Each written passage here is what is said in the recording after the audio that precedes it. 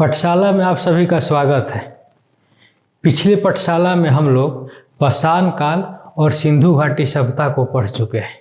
आज की पाठशाला बहुत ही महत्वपूर्ण है, परीक्षा के दृष्टिकोण से भी और धर्म और संस्कृति के दृष्टिकोण से भी। तो देखते हैं कि आज की पाठशाला में क्या हम लोग पढ़ने वाले हैं। वैदिक सभ्यता। वैदिक सभ्यता का नाम वैदिक सभ्यता क्यों पड़ा? क्योंकि इस समय जो भी जानकारी प्राप्त हुई है वो वेदों से प्राप्त हुई है, इसलिए इस सभ्यता का नाम वैदिक सभ्यता रखा गया है। फिर देखते हैं कि इसे आर्य सभ्यता भी कहा जाता है, क्योंकि इसके जो निर्माता थे वो आर्य थे, इसलिए इसे आर्य सभ्यता के नाम से भी जाना जाता है। इसकी जो समय है वो 1500 ईसा पूर्व से लेकर 600 ईसा पूर्व तक की अवधि माना जाता है, काल माना जाता है। अगर हम आज से गणना करें तो आज 2023 और 1500 और जोड़ दिया जाए तो 2023 और 15 यानी 2038, यानी इतना साल पुरानी सभ्यता के बारे में हम लोग आज पाठशाला में पढ़ेंगे। एक ग्रामीण सभ्यता थी। पिछले सिंधु घाटी सभ्यता हम लोग पढ़े कि वो शहरी सभ्यता थी, लेकिन यह ग्रामीण सभ्यता थी। आपको भी थोड़ा अटपटा लगेगा कि पहले शहरी सभ्यता थी फिर ग्रामीण सभ्यता थी। तो इसको आप इस तरह समझ सकते हैं कि बिहार एक समय शिक्षा का केंद्र था, जहाँ पर देश और विदेश से लोग बिहार पढ़ने के लिए आते थे। वो बोलते थे कि हम नालंदा विश्वविद्यालय में पढ़ रहे हैं, विक्रमशिला विश्वविद्यालय में पढ़ रहे हैं। लेकिन आज उल्टा हो गया। आज बिहार के लोग बाहर जाते हैं, बोलते हैं कि हम दिल्ली यूनिवर्सिटी में पढ़ रहे हैं, तो हम कोई लंदन पढ़ रहे हैं, तो न्यूयॉर्क पढ़ रहे हैं, यानी उल्टा हो गया। इसी तरह यहाँ भी सिंधु घाटी सभ्यता पहले शहरी सभ्यता थी और वैदिक सभ्यता थी वो ग्रामीण सभ्यता थी। इन लोगों की भाषा संस्कृत, इन लोगों की जो भाषा थी वो संस्कृत थी। आर्य का अर्थ श्रेष्ठ होता है, कुलीन होता है, बढ़िया होता है। ये कहाँ से आए? कुछ लोगों का कहना है कि ये भारत के किसी क्षेत्र से पूरे भारत में विस्तार हुआ है, लेकिन कुछ लोगों का कहना है कि ये भारतीय नहीं थे, ये विदेशी मूल के थे और विदेशों से लोग ये भारत आए हैं।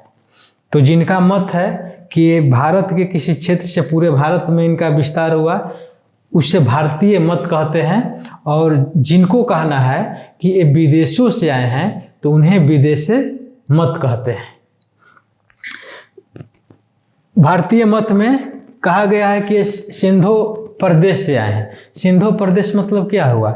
उस समय जो सिंधु घाटी नदी थी, सिंधु नदी थी, उसके आसपास के क्षेत्र से ही पूरे भारत में इनका विस्तार हुआ है। दूसरा देखते हैं ब्रह्मर्षि प्रदेश। ब्रह्मर्षि प्रदेश मतलब क्या हुआ कि गंगा और जमुना के दोआब क्षेत्र से ही पूरे भारत में इनका विस्तार हुआ है। और तीसरा देखते हैं मध्य देश। मध्य देश मतलब हिमालय से लेकर विंध्याचल तक के क्षेत्र से पूरे भारत में इनका विस्तार हुआ है। फिर किन्हीं का कहना है कि ये कश्मीर से आए। ये तो भारतीय मत हुआ। और जो विदेशी मत है उन लोगों में कहना है, किन्हीं का कहना है कि ये जर्मनी से आए हैं, किन्हीं का कहना है कि हंगरी से आए हैं, किन्हीं का कहना है कि पामीर के पठार से आए हैं, किन्हीं का कहना है कि आर्कटिक प्रदेश से आए हैं, और किन्हीं का कहना है कि मध्य एशिया से आए हैं। मध्य एशिया यानी मैक्स मूलर।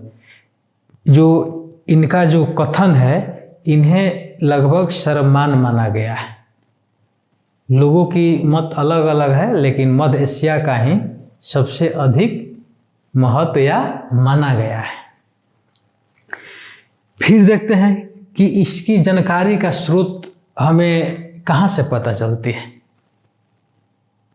हम लोग देख चुके हैं कि जो पाषाण काल है वहाँ पर केवल पुरातात्विक स्रोत से ही पाषाण काल की जानकारी प्राप्त होती है। आधि ऐतिहासिक काल यानी सिंधु घाटी सभ्यता भी उसी जानकारी पर आधारित है। हालांकि उस समय साहित्यिक स्रोत लिखा गया था, लेकिन क्या लिखा गया है अभी तक पढ़ा नहीं गया है। और यहाँ पर जो जानकारी प्राप्त होती है वो पुरातात्विक स्रोत से भी प्राप्त होती है और साहित्यिक स्रोत इसमें महत्वपूर्ण है। यहाँ से जो आपका जानकारी जो है साहित्यिक स्रोत की प्रमुखता मिलती है। तो पुरातात्विक स्रोत में देखते हैं कि बोगज कोई अभिलेख या तुर्की में पाया जाता है, वहीं से इसकी जानकारी प्राप्त होती है। इसका जो अभिलेख की जो उम्र है, आयु है, लगभग 1400 ईसा पूर्व की मानी जाती है। और फिर साहित्यिक स्रोत में हम लोग देखते हैं कि इनमें वेद हुआ, ब्राह्मण ग्रंथ हुआ, अरण्यक हुआ, उपनिषद हुआ। इससे हमें वैदिक सभ्यता, आर्य सभ्यता की जानकारी मिलती है। फिर देखते हैं कि वेद का अर्थ क्या होता है। वेद का अर्थ ज्ञान होता है। इसका अन्य नाम श्रुति भी कहा गया है।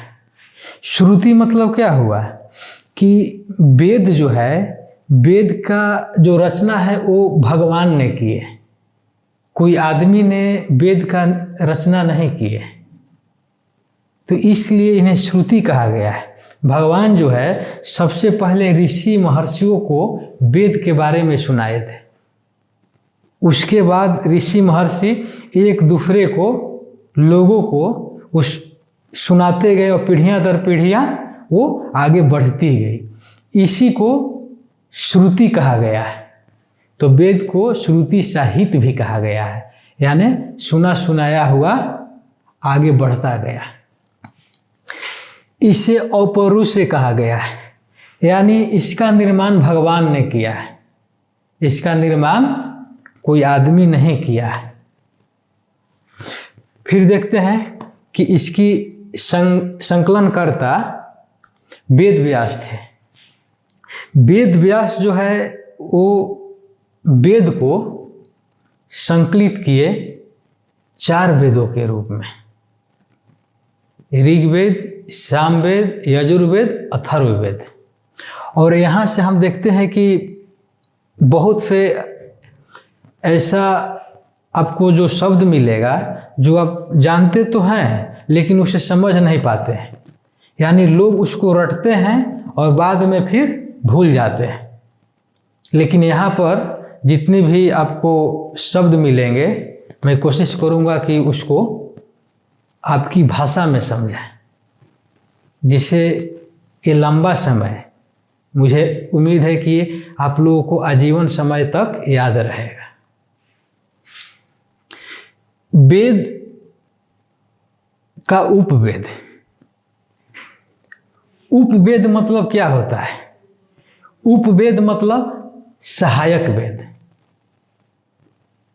आप हमेशा परीक्षाएं में भी आती रहती है कि इस वेद का उपवेद क्या है।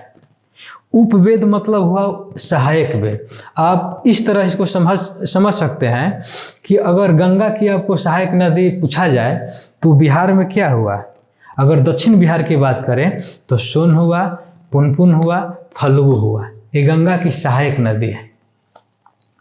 और उत्तरी बिहार की बात करें तो घाघरा हुआ, बूढ़ी गंडक हुआ, कोसी हुआ, महानंदा हुआ। ये क्या है? सहायक। उसी तरह जो उपवेद है वो वेद की सहायक है, वेद की सहायक ग्रंथ है। तो देखते हैं कि ऋग्वेद का आयुर्वेद, तो ये आप जो है अपने हिसाब से, अपना ट्रिक से ख्याल कर सकते हैं। जैसे ऋग्वेद जितना महत्वपूर्ण है उतना आयुर्वेद चिकित्सा जो आजकल प्रचलित है, चाहे पहले भी, तो ऋग्वेद का उपवेद क्या है? आयुर्वेद। सामवेद का गंधर्व वेद, यजुर्वेद का धनुर्वेद, अथर्ववेद का शिल्प वेद। फिर आगे देखते हैं वेदांग। वेदांग क्या है? वेदांग वेद का अंग है। वेद के अंग को वेदांग कहा जाता है। जैसे शरीर का अंग पूछा जाए तो शरीर का अंग क्या है? हाथ है, पैर है, आँख है, कान है। तो क्या है? ये शरीर का अंग है। उसी तरह वेद का अंग वेदांग कहलाता है, जिसमें ज्योतिष, व्याकरण, निरुक्त, शिक्षा, कल्प, छंद। ज्योतिष, व्याकरण, निरुक्त, शिक्षा, कल्प, छंद, ये 6 जो है वेद के अंग है, जिन्हें वेदांग कहा जाता है। फिर देखते हैं ब्राह्मण ग्रंथ। ब्राह्मण ग्रंथ किसे कहते हैं? वेदों को आसानी भाषा में समझा देना ब्राह्मण ग्रंथ कहलाता है। जैसे अगर आर्य सप्ताह जो इतिहास की किताब है उसको वेद मान लिया जाए और हम आपको आसान भाषा में समझा रहे हैं, तो ये क्या है? ब्राह्मण ग्रंथ है,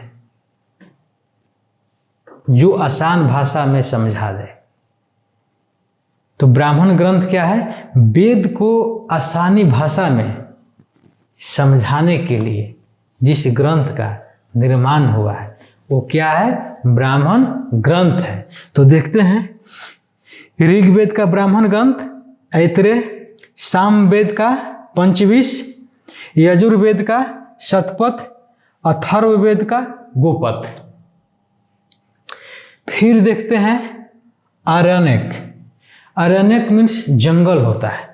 आरण्यक जो जंगल में लिखा गया हो, जो जंगल में पढ़ा गया हो, जो जंगल में पढ़ाया गया हो, यानी मुख्यतः आरण्यक में वही ग्रंथ आते हैं जो जंगल में लिखा गया हो। तो देखते हैं ऋग्वेद का आरण्यक ऐत्रेय और संखायन, सामवेद का जैमिनी और छंदोग, यजुर्वेद का शतपथ और तैत्तिरीय, और अथर्ववेद का कोई आरण्यक नहीं है, क्योंकि उस समय तक जंगल जो थी सीमित होते चला गया था और अथर्ववेद का निर्माण जंगल में नहीं हुआ था। अथर्ववेद जो है जंगल में नहीं लिखा गया था, तो इसलिए अथर्ववेद का कोई भी आरण्यक नहीं है। फिर देखते हैं वेदत्रयी। वेदत्रयी आप लोग बराबर सुनते होंगे कि वेदत्रयी में 3 वेद आते हैं, ऋग्वेद, सामवेद, यजुर्वेद, अथर्ववेद नहीं आते। लेकिन इसका शायद ही बहुत लोग मतलब नहीं समझ पाते होंगे कि वेदत्रयी आखिर होता क्या है। जब वेद 4 हैं तो हम 3 ही क्यों रखेंगे, चारों को क्यों नहीं रखेंगे? तो वेदत्रयी का जो मेन अर्थ है, शब्द प्रयोग के 3 शैली होती है। शब्द प्रयोग के 3 शैली होती है, 3 पद्धति होती है। या तो उसे कविता के रूप में पढ़ सकते हैं, लिख सकते हैं, या उसे कहानी के रूप में पढ़ सकते हैं, लिख सकते हैं, या तो लय के रूप में, जिसको गणात्मक यानी पदात्मक, गधात्मक और गणात्मक। तो देखते हैं कि ऋग्वेद जो है वो पदात्मक यानी कविता की शैली में, यजुर्वेद है वो गधात्मक, और सामवेद है वो गणात्मक यानी गीत संगीत जो भी मिलेगा वो सामवेद में ही मिलेगा, और अथर्ववेद है वो मिला जुला है। इसलिए वेदत्रयी में 3 ही ग्रंथ को शामिल किया गया है। फिर आगे देखते हैं वेद को पढ़ने वाले। वेद को पढ़ने वाले जैसे ऋग्वेद के पढ़ने वाले को होत्री, सामवेद के उद्गाता, यजुर्वेद के अधर्वी और अथर्ववेद के ब्रह्मा। फिर देखते हैं कि वेदों से संबंधित विषय आप लोगों को जो है, मुझे उम्मीद है कि आप लोगों को समझ आ रहा होगा अगर नहीं समझ में आ रहा है तो आपका एक किस्मत का दोष है। इसे आसान भाषा और सरलीकरण भाषा में और क्या समझाया जा सकता है। मुझे उम्मीद है कि आप लोगों को समझ आ रहा होगा। वेद से संबंधित विषय। ऋग्वेद में स्तुति और प्रार्थना मिलती है। सामवेद गीत संगीत, यानी जितना भी सा रे ग म प ध नि सा, सा रे ग म प, ये किस में मिलेगा? सामवेद में मिलेगा। और यजुर्वेद, यजुर्वेद यज्ञ, यजुर्वेद यानी यज्ञ और कर्म कांड से संबंधित है। फिर आता है अथर्ववेद, जो तंत्र मंत्र, जादू टोना, वशीकरण। अथर्ववेद में तंत्र मंत्र, जादू टोना, वशीकरण, ये अथर्ववेद का विषय है। फिर देखते हैं कि जो वैदिक सभ्यता है, वैदिक सभ्यता को हम दो भागों में बांटते हैं, ऋग वैदिक काल और उत्तर वैदिक काल। ऋग वैदिक काल को पूर्व वैदिक काल भी आपको कहीं कहीं मिलेगा, यानी बात एक ही है। जैसे भारत को हिंदुस्तान कहिए, चाहे इंडिया कहिए, चाहे भारत कहिए, उसी तरह ऋग वैदिक काल कहिए या पूर्व वैदिक काल कहिए। तो यानी वैदिक कालों को दो भागों में बांटा गया है, एक ऋग वैदिक काल और दूसरा उत्तर वैदिक काल। तो ऋग वैदिक काल की जानकारी ऋग्वेद पर आधारित है, इसलिए इस काल को हम ऋग वैदिक काल कहते हैं। और उत्तर वैदिक काल की जानकारी सामवेद, यजुर्वेद, अथर्ववेद, ब्राह्मण ग्रंथ, आरण्यक और उपनिषद से मिलती है, इसलिए इस काल को हम उत्तर वैदिक काल कहते हैं। फिर देखते हैं कि अब ऋग वैदिक काल पढ़ेंगे हम, इसके बाद उत्तर वैदिक काल पढ़ेंगे। तो ऋग वैदिक काल की जो अवधि है वो 1500 ईसा पूर्व से लेकर 1000 ईसा पूर्व, यानी 500 वर्ष का काल जो रहा वो ऋग वैदिक काल रहा। इसका क्षेत्र देखते हैं कि ऋग वैदिक काल का क्षेत्र उस समय कितना विस्तार था।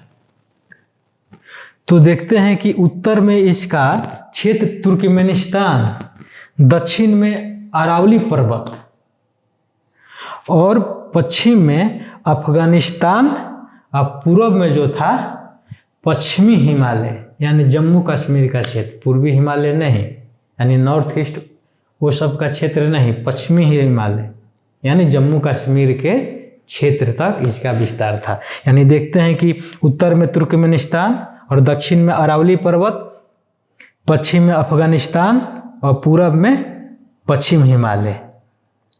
इस तरह देखते हैं कि ये भारत के 6 राज्यों में इसका विस्तार क्षेत्र मिलता है। जब हम लोग सिंधु घाटी सभ्यता पढ़ रहे थे तो उसका विस्तार 7 राज्यों में था और इसका विस्तार 6 राज्यों में है। तो देखते हैं कि जम्मू कश्मीर, पंजाब, हरियाणा, पश्चिमी उत्तर प्रदेश, उत्तरी राजस्थान और गुजरात। और सिंधु घाटी सभ्यता पढ़ रहे थे तो उसमें महाराष्ट्र का क्षेत्र शामिल था, यानी इसमें 6 उसमें 7। अब आते हैं ऋग वैदिक काल के मंडल। ऋग वैदिक काल में 10 मंडल है। तो 10 मंडलों का जो रचयिता है, तो जो महत्वपूर्ण है, जो परीक्षा में या तो पूछा गया है या पूछे जाने की संभावना है, उसको यहाँ पर हम आपको बताएंगे। इस तरह देखते हैं कि ऋग्वैदिक काल में 10 मंडल है। तीसरा मंडल विश्वामित्र द्वारा लिखा गया है, यानी विश्वामित्र से संबंधित है। चौथा मंडल वामदेव, छठा मंडल भारद्वाज, 7वां मंडल वशिष्ठ और 8वां मंडल अंगिरिश और 9वां 10वां जो मंडल है बहुत से ऋषियों मुनियों द्वारा लिखा गया है। इस तरह आपको ये मंडल कम से कम ख्याल होना ही चाहिए। तीसरा मंडल विश्वामित्र हुए, चौथा मंडल वामदेव, छठा मंडल भारद्वाज, सातवां मंडल वशिष्ठ और आठवां मंडल अंगिरिश। देखते हैं कि जो तीसरा मंडल है जिसके रचयिता विश्वामित्र हैं वो सावित्री को समर्पित है और यहीं से गायत्री मंत्र लिया गया है। ओम भूर्भुवस्वः तत्सवितुर्वरेण्यं भर्गो देवस्य धीमहि धियो धियो न प्रचोदयात्। ये कहाँ से लिया गया है? तीसरा मंडल से। इसके रचयिता कौन है? तो विश्वामित्र है।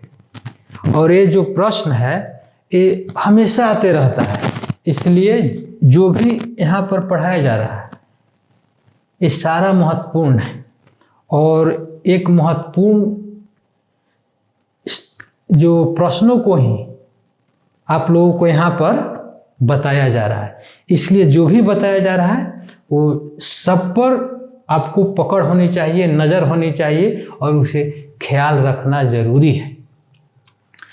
चौथा मंडल जो है ये कृषि को समर्पित है। एग्जाम में ये भी पूछा जा सकता है कि ऋग्वेद का चौथा मंडल किससे संबंधित है। जैसे नवा मंडल आता है किससे संबंधित है? तो सोम से। तो जो चौथा मंडल है एक कृषि को समर्पित है और इसी मंडल में तीन राजाओं के मंत्र का भी उल्लेख है। चौथे मंडल में 3 राजाओं के मंत्र का भी उल्लेख है, जिसमें अजमीर, परमीर और त्रसदस्यु। और फिर देखते हैं कि 7वां मंडल। आपको अगर परीक्षा में पूछ दे कि शिक्षा को समर्पित कौन सा मंडल है, दूसरा मंडल है, चौथा मंडल है, 7वां मंडल है, 9वां मंडल है, 10वां मंडल है, तो इसका सही उत्तर आपको 7वां मंडल मानना है। और इसी में 10 राग युद्ध का भी वर्णन है जो सुदास और 10 जनों के बीच हुआ था, जिसमें सुदास विजयी हुए थे। यह कहाँ लड़ा गया था? रावी नदी, जिसका पुराना नाम परुष्पनी नदी। ये सारी चीज़ें जो है परीक्षा में आते रहता है, इसलिए इसको ख्याल करना बहुत जरूरी है। 9वां मंडल सोम को समर्पित है। 10वां मंडल में पुरुष सूक्त मिलता है, जिसमें 4 वर्ण बताए गए। परीक्षा में पूछ देता है कि शूद्र की पहली बार चर्चा किस मंडल में मिलता है? 10वां मंडल, 9वां मंडल, 8वां मंडल, चौथा मंडल। तो 10वां मंडल में जो 4 वर्ण दिए गए हैं, इन्हीं में ब्राह्मण, क्षत्रिय, वैश्य और शूद्र की चर्चा मिलती है। शूद्र के बारे में अगर पूछे तो आपको 10वां मंडल ऋग्वेद को मानना है। इस तरह देखते हैं कि दूसरे मंडल से 7वें मंडल को सबसे प्राचीन माना जाता है।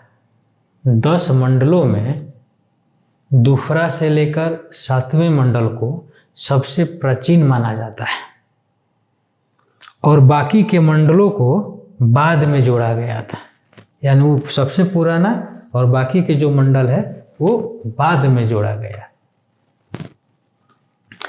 फिर देखते हैं सूक्त। सूक्त आप लोग अमूमन सुनते हैं कि सूक्त 1028 है, लेकिन सूक्त का मतलब नहीं समझ पाते हैं कि सूक्त होता क्या है। सूक्त ख्याल करते हैं और पुराने लोग तो खैर ख्याल रहता है, इतना अभ्यास लोग करते हैं कि ख्याल रहता है, लेकिन नए लोगों को ये बड़ा कन्फ्यूजन होता है कि सूक्त क्या होता है और सूक्त ऋचाएँ मंडल सब मिल जाता है। जब तक आप अर्थ नहीं समझिएगा, अर्थ समझ कर अगर पढ़ें तो आपका लंबा समय तक याद रहेगा, लंबा समय तक याददाश्त रहेगा।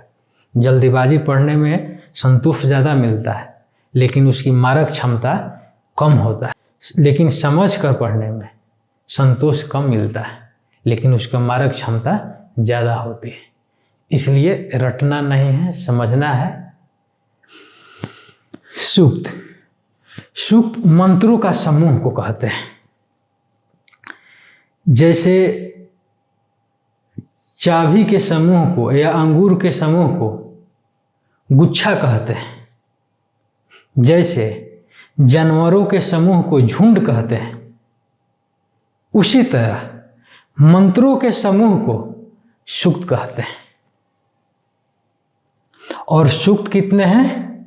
1028, यानी मंत्रों के समूह को सूक्त कहते हैं। फिर देखते हैं ऋचाएँ।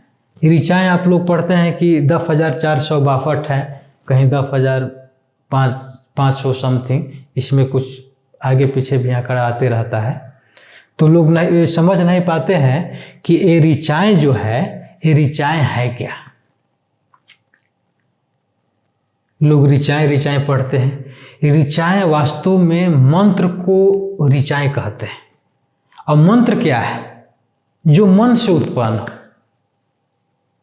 मंत्र जो मन से उत्पन्न हो, कोई लिखा नहीं गया है, यानी वो मन से उत्पन्न हो, उसे मंत्र कहते हैं। और ऋचाएँ क्या है? मंत्र है। ऋचाएँ की संख्या 10,462 और एक वैदिक काल के सबसे महत्वपूर्ण देवता इंद्र थे, जिनका प्रयोग 250 बार होगा। उसके बाद महत्वपूर्ण देवता अग्नि हुए, जिसके लिए 200 बार प्रयोग हुआ। फिर देखते हैं कि ऋग्वैदिक काल में 21 नदियों का उल्लेख मिलता है, जिनमें सबसे महत्वपूर्ण नदी सिंधु,